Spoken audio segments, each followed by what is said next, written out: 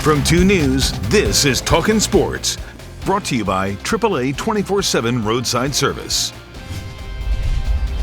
Welcome to the NFL Draft Special on KNYU. I am LENARD Davis Jr. And before we bring in our first guest, I gotta take you down memory lane of his playing days at Rice-Eccles Stadium.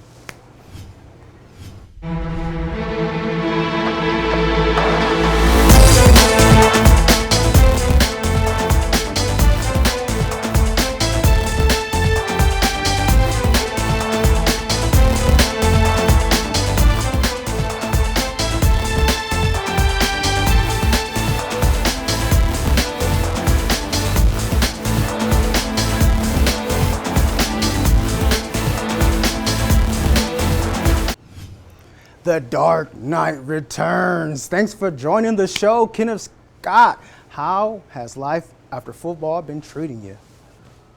Man, all is well, man. I appreciate you having me on. Watching those highlights brought so many great memories from the gridiron with me and my brothers out there. But life's been well, man. Been doing a lot of things in the community as far as coaching kids out here, 7vs7 organization. Spending a lot of time with family and just doing a lot of good deeds in the community as far as speaking goes. So can't complain, man. All is well. Well, I gotta ask, what are your favorite moments as a youth? Ooh, that's tough, man. It's tough because there's a lot of great moments that was possessed there. But I think the biggest moment for me happened to be in my senior year. Obviously, we climbed the ranks to, I think, number 3 or number 4 in the nation, beating Oregon and Autzen, demolishing them, finally getting that win against Washington, beating Michigan twice. I know that's your hometown, I'm sorry, but beat Michigan twice. So a lot of great accolades come from that season. Having my first career 100-yard season in that game. It's just a lot of great things. So I say the whole entire senior season was my favorite moments. You know, in order to make a good impression on the scouts, what is it like to prepare for a pro day as an athlete?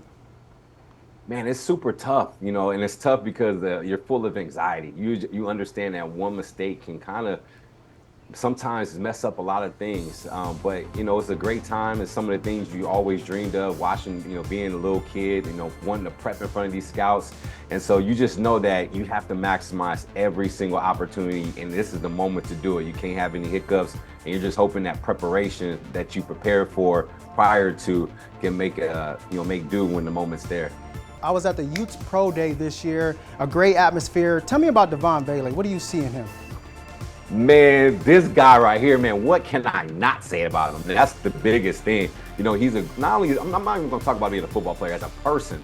This guy is a fantastic person, high character, as you see in the film right here. He's a great team leader, team player. And on the field, man, he has great size, great frame. You see his 40-yard dash, so he obviously has great speed, able to go up and get the ball. He's tough as nails. Obviously, he's not afraid to go out there and chase down a safety coming into the box. Everyone knows about Cole Bishop, but tell me about Sione Vaki. The guy can play all 3 phases of the game.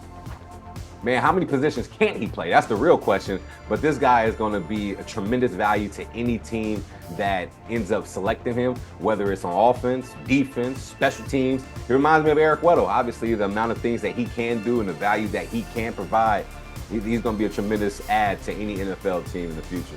Kenny, it's funny you mentioned that. I had the opportunity to speak to someone who worked with him very closely, and he's also a former Ute. Ooh.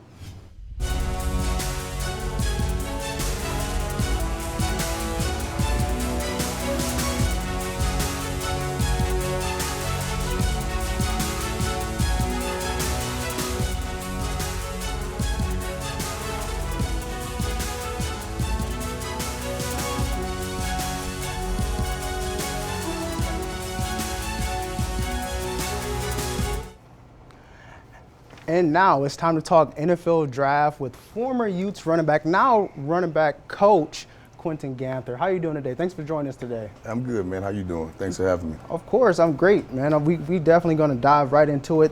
That highlight, though, takes you back. What do you remember from that Emerald Bowl? Man, that Emerald Bowl was my last game playing as a youth. And not only that, I got to finish it off playing at home because I'm from the Bay Area. So all of my family and friends were there. So I got to send them off with a bang and send my Utah career off with a bang with that win. College in general, obviously, is totally different from when you were playing. But what were some of the highlight moments for you that really took you to the next level getting ready for the pros? Well, in college, man, the thing that I missed the most was my teammates. When I got here, it was a lot of us from a lot of different places, and to survive, we all hung together. We all held it down for each other, man. The barbecues and hanging out is what I missed the most. Well, your senior year, you ran over 1,000 yards, 7 touchdowns. Talk about what it took for you to be able to catapult from your junior year to your senior year. Well, when I was a junior, we had a lot of pieces. And going into my senior year, I knew a lot of it. The brunt of the work would be on my shoulders, so I just had to make sure I was ready to go. And then we had a new sheriff in town. Coach Whittingham had took over as the head coach, so I had to make sure that we made him proud too.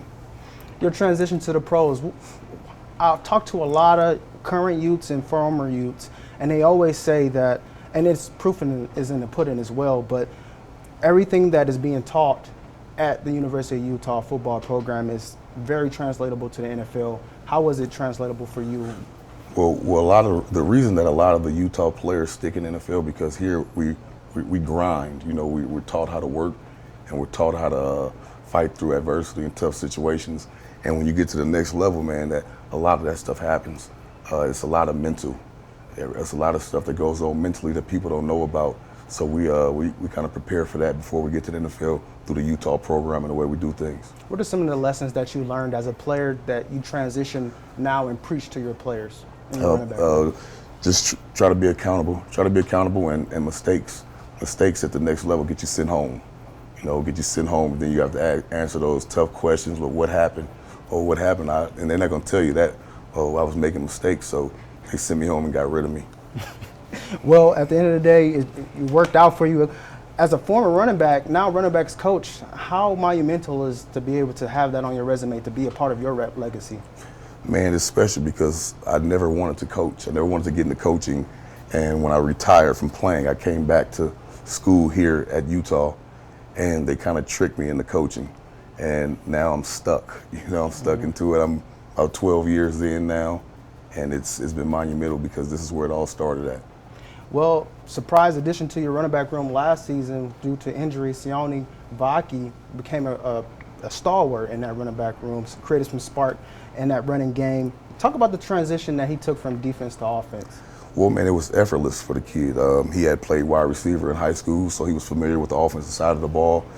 So all I had to do was teach him the game plan. We had a game plan for him with 12 to 15 plays a game, and we'll meet and we'll go over the techniques of the plays, and we'll walk through them in the meeting room.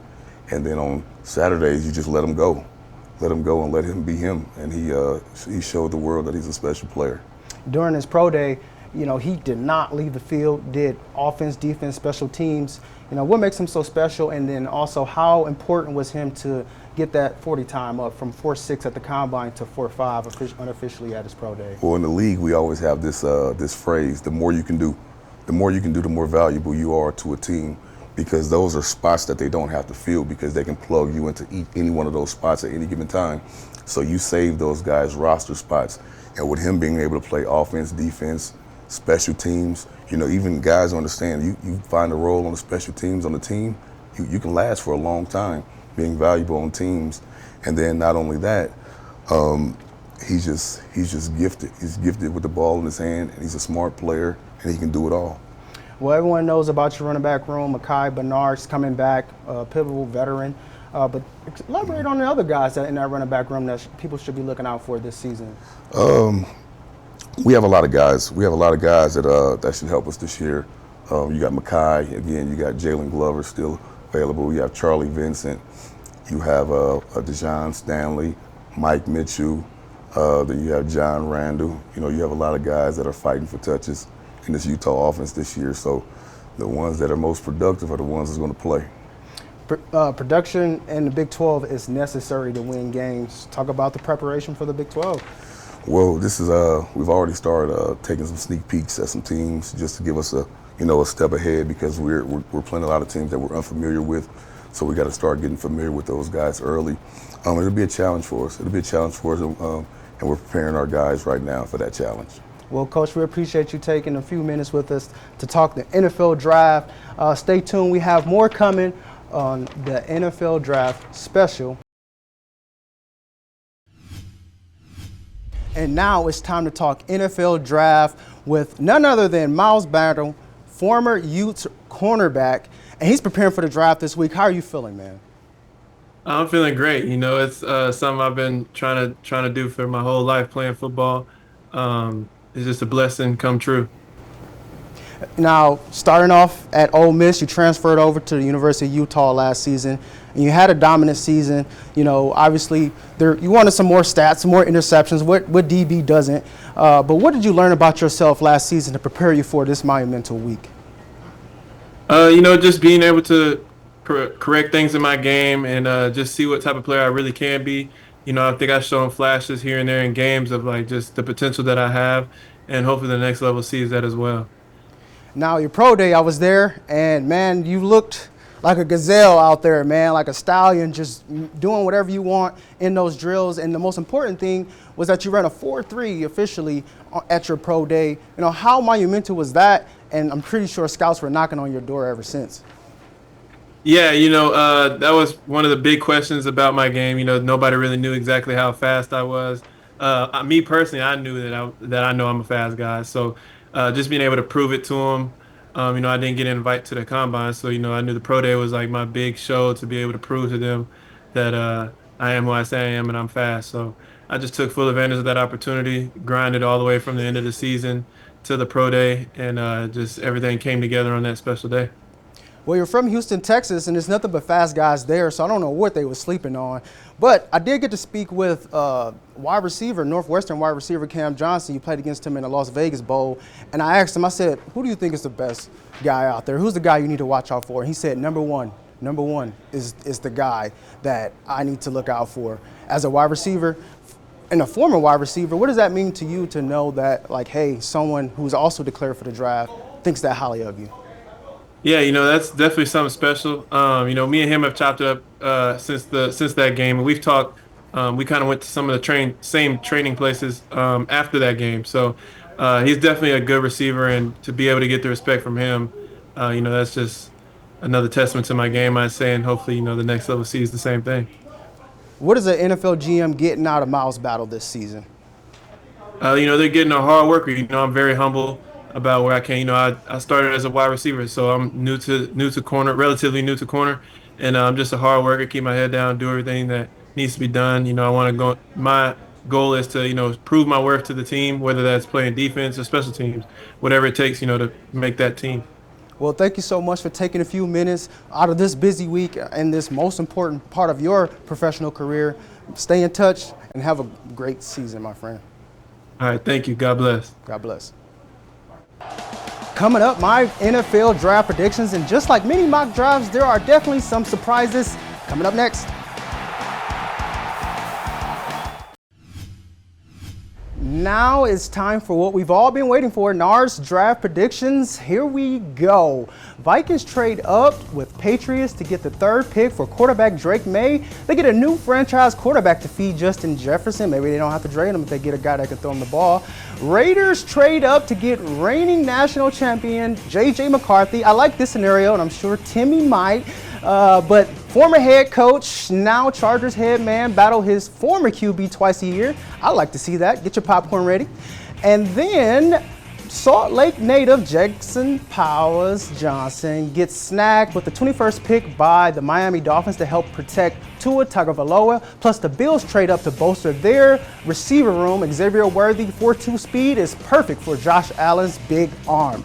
And last but not least, all the way in the back end of the first round, the Baltimore Ravens revamped their offensive line with Georgia lineman Amaris Mims, and the reigning Super Bowl champs draft Iowa cornerback Cooper DeJean to replace L'Jarius Sneed, who got a big payday with the Titans.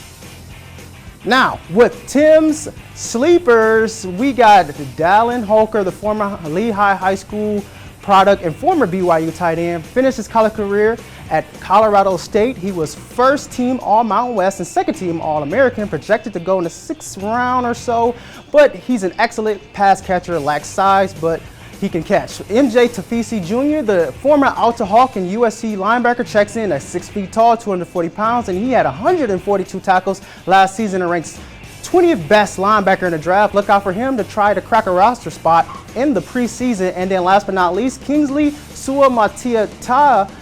He is a 5-star recruit who spent his time at Oregon before transferring to BYU. He is a big, strong offensive lineman with speed. Kingsley's stock is up and could go in the late first round. Good value pick.